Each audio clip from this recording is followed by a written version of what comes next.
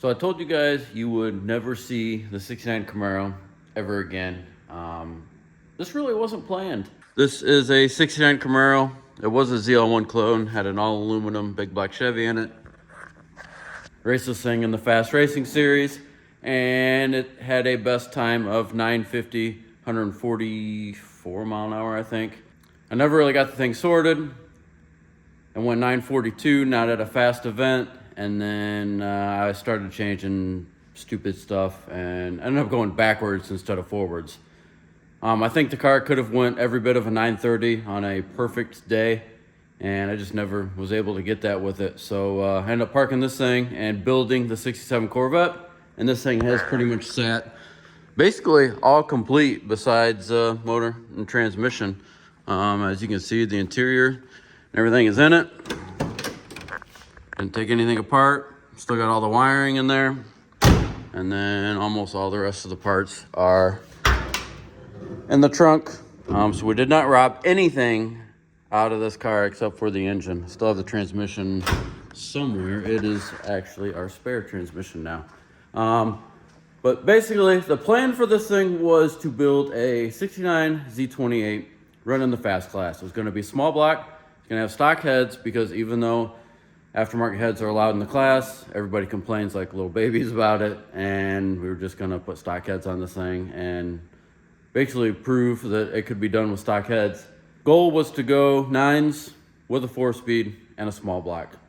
Pretty sure it can happen, but right now, that's not the goal for this. Don't count this thing out as being a Z28 just yet. So what we got right here is a pump gas, 565 cubic inch, big black Chevy. It's got the profiler intake, 4500 carburetor. This thing is basically a complete carburetor to oil pan, ready to drop in.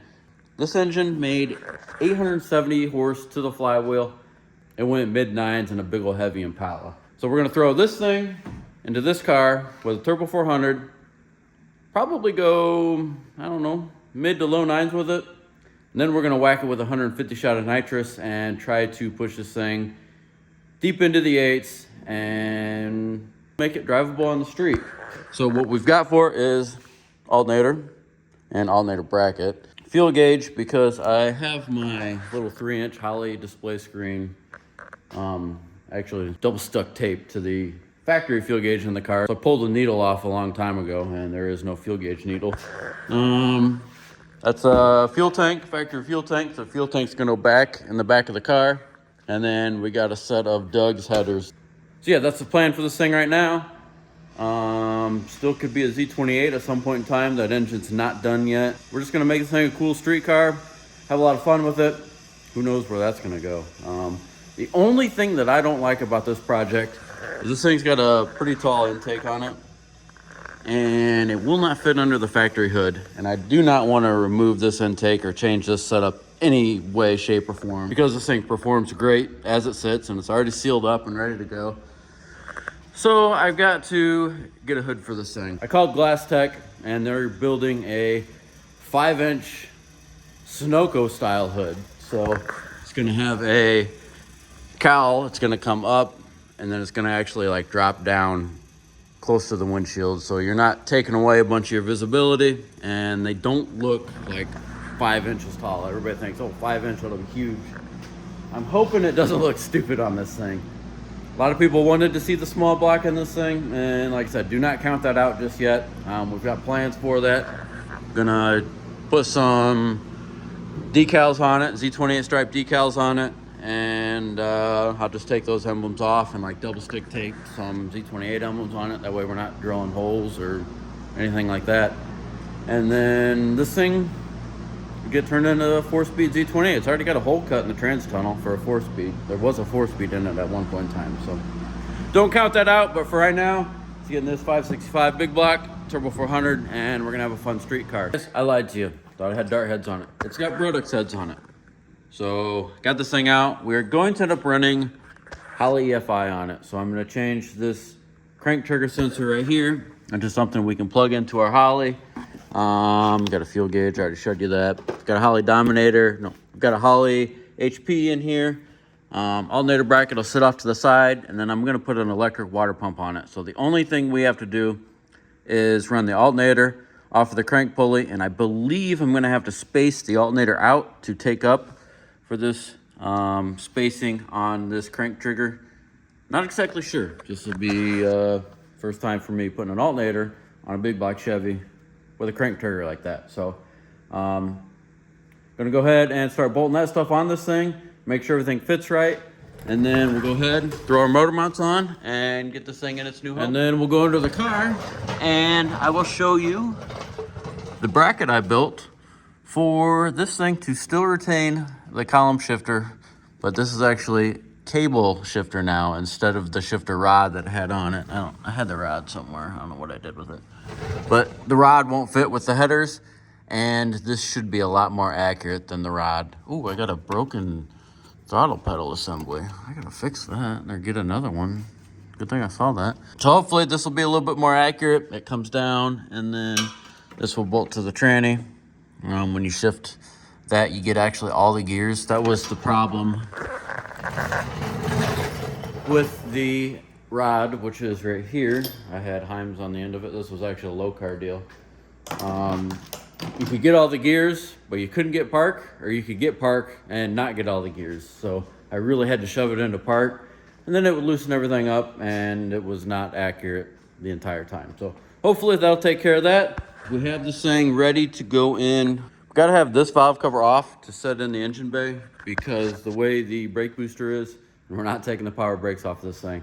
The valve cover actually hits, so we can't run these cool valve covers, which is kind of sad, but we can put regular big black Chevy valve covers on it that we've always run, and those will clear. Had to cut the subframe so that the oil pan would fit, and other than that, everything should fit. Got a Turbo 400 on this thing. It is a 220 first gear. It is our spare transmission. And then I threw the PTC converter that I took out of this thing in the middle of last year. That wasn't last year. That was 2 years ago. That I should have never touched, because I ended up screwing myself and fighting the thing ever since. But put that thing back in here. That'll be a good converter for this thing. And then yeah, I think that's about it for updates. Oh, the other day Ryan put the split mounts back on it and the cow tracks, because we are gonna put a drag radial on this thing. All right, this thing whooped us, but it is in. Those headers do not fit very good. I had to beat them a little bit right here, and then I don't have my alignment shims in here just yet. I have to take this header back off and grind the control arm, and then beat the header in just a little bit right there. Then I can put my shims back in. That's for a caster. Make sure this thing drives straight down the racetrack. And then this side, actually this side didn't go in too bad. I've got plenty of clearance. See how I've got the shims in here? Plenty of clearance there. And it was kind of a bear to get those things in there. Glad we weren't trying to film while we were doing it. Had the car way up in the air. I was on the ladder with the lift, lifting it up, and Ryan was sliding the headers in from the bottom. But getting closer to hearing this old girl fire up. Gotta do the fuel system, put the carburetor on it, and fill the tranny up with fluid. I've already got the drive shaft loop, and all that stuff. So we're gonna get back to work and try to get this thing running. All right, guys, update for you. It has been a while. I'm gonna say probably 2 weeks since the last time I videoed for this thing. I have not been thrashing in the garage like I usually do. Took a break from working on customer cars. I'm actually kind of enjoying it right now. So stuff in the garage is going slow, but we're still working in here. The 69 Camaro now has the pump gas motor in.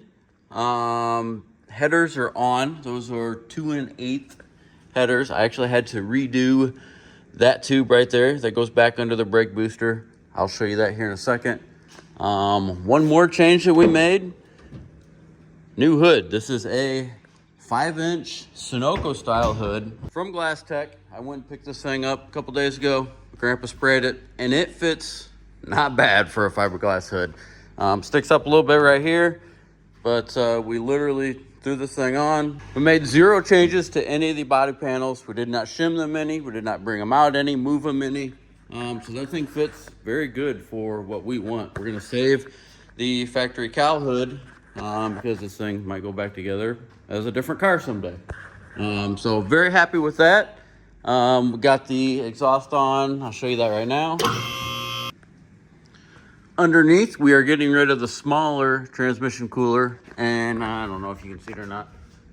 I put a bigger one in there. I don't think you can see it, but it pretty much fills the whole front of the radiator. And then we ended up putting an electric fan on it.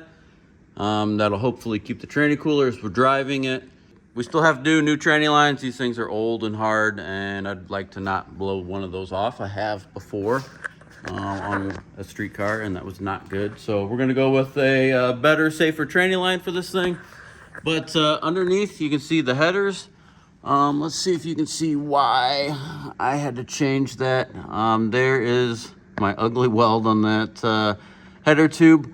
My linkage for the shifter was hitting that header tube, so I had to move that header tube, and then I ended up making this thing real quick. I've got to finish it. I've just got to tack weld it. I need to finish welding it and grind it, make it look really nice. But that is for the cable to work with the column shifter. And then we've got the drive shaft in. Axe pipe is on. Full 3-inch exhaust to the back. For right now, I'm just gonna leave it like it is. I angled these out on purpose because one, clearance for the drive shaft, because with the 2.5s, with them real close like that, we had troubles getting the drive shaft in and out of this thing with the exhaust on. So I angled them out for that reason, and because I want to put tailpipes on this thing. So not right now, but in the future, tailpipes are going to come up over and then dump right here in the factory location. I don't really have anything else to show you guys other than this thing's about ready to go. I'll show you the starter we got shoved in there, but we got the new starter on there. That thing fits nice. These headers actually fit really good. I only had to make a couple dents in them, and then I had to cut the upper control arm. I don't know if you can't see it, just a touch. But if we would have had tubular control arms on this thing, we wouldn't have had an issue. But upper control arm was cut so that we keep the factory control arms, because I really don't want to mess with the chassis on this thing any.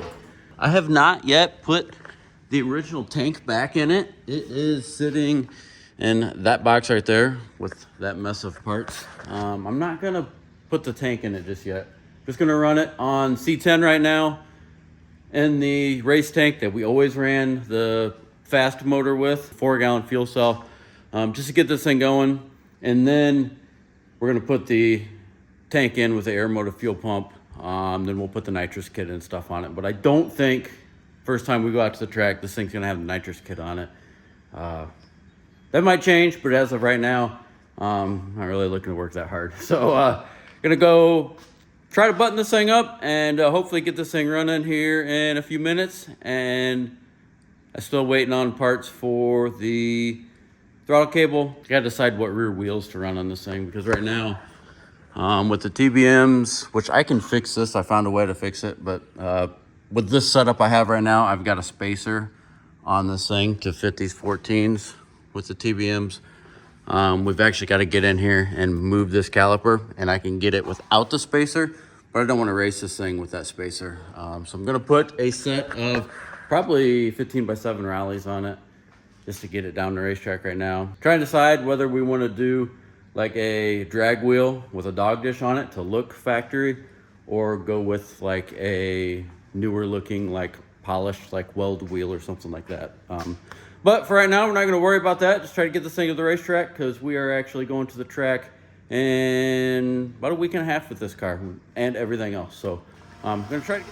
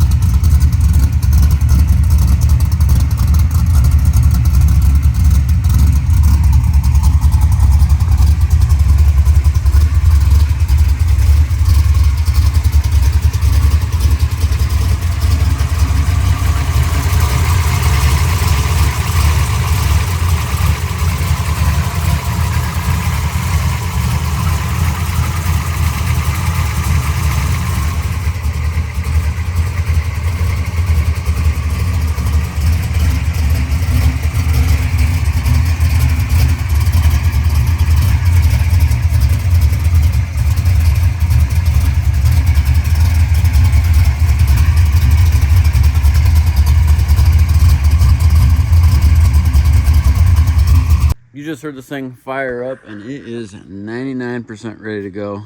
Looks good with the 5-inch Sunoco style hood on it. Very happy with how that turned out. And I like how it comes down and goes up against the windshield. Makes it look smaller than it actually is. It is, I mean, you can see it is 5 inches, but when you're just glancing at it, it doesn't look like a big old cow hood. Very happy with that. For right now, it's just got the Firestones on it. I'm gonna switch those out to a set of drag radials.